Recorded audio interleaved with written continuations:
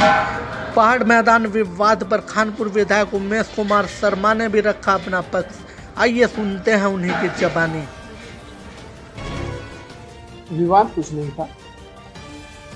विनोद चमोली जी ने रवि बहादुर जी को ये कहा कि मैं मूल निवास की बात कर रहा हूं, आप उत्तराखंडी नहीं। आप सदन में चुनकर आए हुए एक उत्तराखंड के विधायक को इन शब्दों के साथ कैसे बुला सकते? तब मैं खड़ा हुआ, मैंने कहा आप मूल निवास की जो बात कर रहे हैं, पहले आप ये बताइए कि उत्तराखंड राज्य का गठन जब हुआ तो उससे पहले उत्तराखंड के शहीद आंदोलनकारियों की मांग क्या थी? गैरसैंण पहाड़ में राजधानी होनी चाहिए। क्या आप बना पाए? 25 सालों में आप बना पाए? मैंने कहा सदन में चुनी हुई बहुमत की सरकार है, आपके विधायक हैं और सभी विधायक इस समय सदन में मौजूद हैं, हाथ खड़ा करिए और बोलिए कि आप गैरसैंण का समर्थन करते हैं। क्यों नहीं किया? क्यों नहीं बोले? क्योंकि पहाड़ में रहकर काम करना नहीं चाहते। विधायकों के घर पहाड़ में है, पहाड़ से जीत कर आते हैं, देहरादून में आकर रहते हैं, देहरादून में आकर बच्चों को पढ़ाते हैं। मैं एक बात कहना चाहता हूं कि अगर इतिहास उठाकर देखिए आप और ये देखिए कि कितने लोगों के बच्चों ने उत्तराखंड में पढ़ाई की और कितनों के बच्चे उच्च शिक्षा के लिए विदेश गए, आपको खुद एहसास होगा। आप प्लेन के विधायकों को सौतेली नजरों से देखेंगे, उन पर टीका टिप्पणी करेंगे तो ये बर्दाश्त नहीं है। इसलिए मैंने उनको जवाब दिया खड़े होकर, तो पहले अपना मुद्दा तो पूरा करिए जिसके लिए राज्य की स्थापना हुई थी। और मूल निवास 1950 क्यों? सन 2000 से पहले, राज्य बनने से पहले जो भी इस उत्तराखंड में आकर रह रहा है उसे नहीं पता था उत्तराखंड बनेगा। अगर उसे पता होता कि उत्तराखंड बनने के बाद मूल निवास के लिए उसके ऊपर तलवार लटक जाएगी, उसके बच्चों के भविष्य पर लटक जाएगी, तो उत्तर प्रदेश में चला जाता। लेकिन जो आज जिसने सहर्ष, जैसे आजादी के समय जिन लोगों ने पाकिस्तान चुना वो चले गए, जिन्होंने हिंदुस्तान में रहना पसंद किया आज वो हिंदुस्तान में रह रहे हैं और खुश हैं। इसलिए मैं सम्मान करता हूं। तो जिन्होंने उस समय राज्य में रहना चुना वो इस राज्य के निवासी हैं, वो मूल निवासी हैं। सन 2000 से पहले मूल निवास प्रमाण पत्र सभी को मिलना चाहिए। देखिए क्या है कि मैं जिस क्षेत्र से विधायक हूं, मेरे यहाँ तो जमीन में पैर मार दो वहां से पानी आ जाता है। तो पानी आप रोकना, आप पहाड़ का पानी पहाड़ में रख लीजिए, हमें क्या दिक्कत है? अरे भैया, आपके पानी को तो हम यहाँ समाहित करते हैं। जब आपके पहाड़ों में बाढ़ आती है, तबाही आती है, तो वो पानी सबसे पहले नीचे आकर, ऊपर तो बाद में वो 99% पानी ऊपर का जब नीचे आता है तो नीचे आके तबाही लाता है। सबसे ज्यादा तबाही वो मेरे खातर में लाता है। रोक लो, अच्छी बात है ना, हम बाढ़ से बच जाएंगे, हम आपदा से बच जाएंगे, हमारे किसानों की फसल बर्बाद होने से बच जाएंगे, आप रोक लीजिए।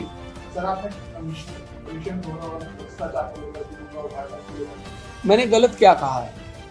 विधायक निधि में जब तक 15% का कमीशन ठेकेदार ब्लॉक में अधिकारियों को नहीं दे देता तब तक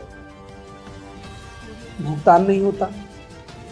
तो क्या मिली भगत सिर्फ क्या ब्लॉक के अधिकारियों की? ब्लॉक से लेकर जनपद तक ये मिली भगत होती है, तब ये भ्रष्टाचार अपनी जड़ें फैलाता है और लोग इसका शिकार होते हैं। की लड़ाई को लेकर के आप बात करते हैं, उसको लेकर क्या है? 3 साल हो गए मुझे हरिद्वार के मुद्दों को उठाते, हरिद्वार की लड़ाई लड़ते। आज आपने मुद्दा उठाया, अच्छी बात है, आपको भी समझ में आई कि उठाना चाहिए।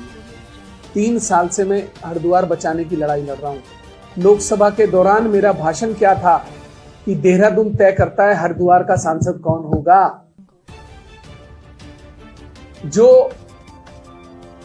जिन्हें आज हरिद्वार से तकलीफ है वो यहां के चुनाव क्यों लड़ते हैं? ना आए ना। अल्मोड़ा से हरीश रावत जी यहाँ की चुनाव लड़ते हैं, क्यों अपनी पत्नी को लड़ाते हैं, क्यों अपने बेटे को लड़ाते हैं, क्यों अपनी बेटी को लड़ाते हैं, क्यों त्रिवेंद्र रावत यहाँ से आके चुनाव लड़े, क्यों निशंक जी यहाँ चुनाव लड़े, आज अपने बच्चों को यहाँ से चुनाव लड़ाने की तैयारी कर रहे हैं। नफरत भी और चुनाव भी यहीं से लड़ना है। सबसे बड़ी दिक्कत हरिद्वार वालों के साथ है, बुरा मत मानना। अब बुरा मानते हो मान जाओ, मेरी सिर पे फर्क नहीं पड़ता। कमजोरी हरिद्वार के लोगों की है।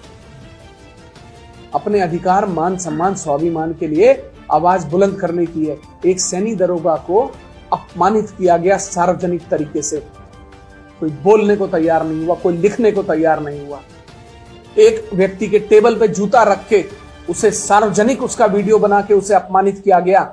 उसे कहा गया कि तुम बाहर से आए हो, तुम्हारा ये है और वो है। आप जहर का घूंट पीकर रह जाते हैं। आज परीक्षा भर्तियों में 8 नंबर का पेपर इस तरीके से सेटअप कर दिया गया है कि उधम सिंह नगर और हरिद्वार के बच्चे कभी चयनित नहीं होंगे।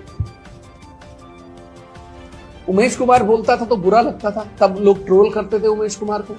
एक पत्र क्या लिख दिया मैंने कि सब हमारे बच्चों को गढ़वाली कुमाऊनी नहीं आती, इनको सिखाने की, इनके लिए सिलेबस में कोई जोड़ने की व्यवस्था करें ताकि ये कल को परीक्षा भर्तियों में, भर्ती की परीक्षाओं में कंपीट कर सकें। उस पर मुझे ट्रोल कर दिया ऊपर से लेके नीचे तक। तो आवाज कौन उठाएगा? और गलत क्या कहा?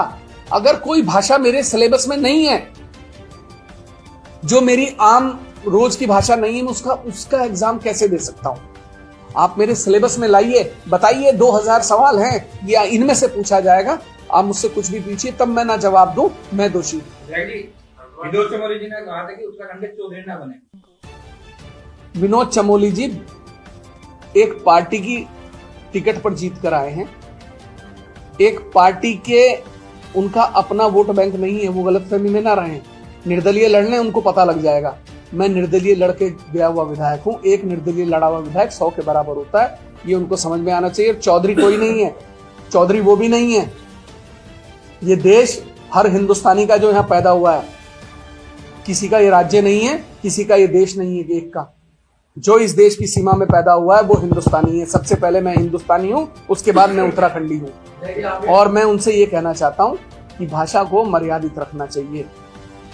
हम भी जानते हैं आपको अच्छे से 25 साल से, और आप भी हमें जानते हो, पहली बात। दूसरी बात, उस विधानसभा का जो भी सदस्य चुन कर गया है वो इक्विवेलेंट है। कोई चौधरी नहीं है और ना कोई छोटा है ना कोई बड़ा है।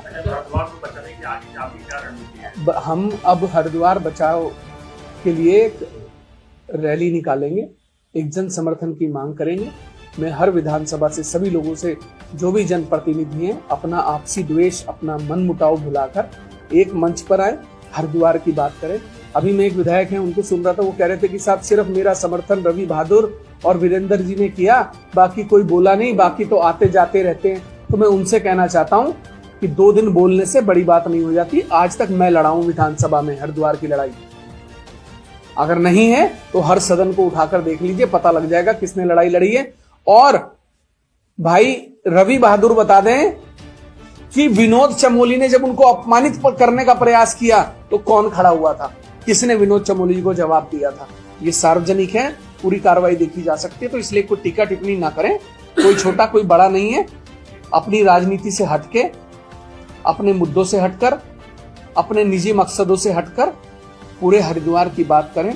सभी एनजीओ, संस्थाएं, संगठन, राजनीतिक दल, हर व्यक्ति, सामाजिक व्यक्ति, सब एक मंच पर आए, एक होकर हरिद्वार की लड़ाई लड़े, तभी आप हरिद्वार बचा सकते हैं। वरना रोज जलालत जिस तरह उस सैनी दरोगा जी की हुई, उस रेस्टोरेंट वाले की हुई, जिस तरीके से पहाड़ में जो लोग नीचे से सामान बेचने जाते हैं उनकी चंद लोग अपमानित करते हैं, वो ना हो। और मैं बता रहा हूं, ये चंद लोग हैं, ये चंद लोग हैं जिन्होंने पहाड़ प्लेन का माहौल खराब करने की शुरुआत की। और मैंने सदन में कहा था, आप मेरा बयान मैं अभी आपके साथ शेयर करूंगा, मैंने इस सदन में कहा था कि जिस दिन ये पहाड़ प्लेन की चिंगारी भड़क गई, उस दिन आप संभाल नहीं पाओगे।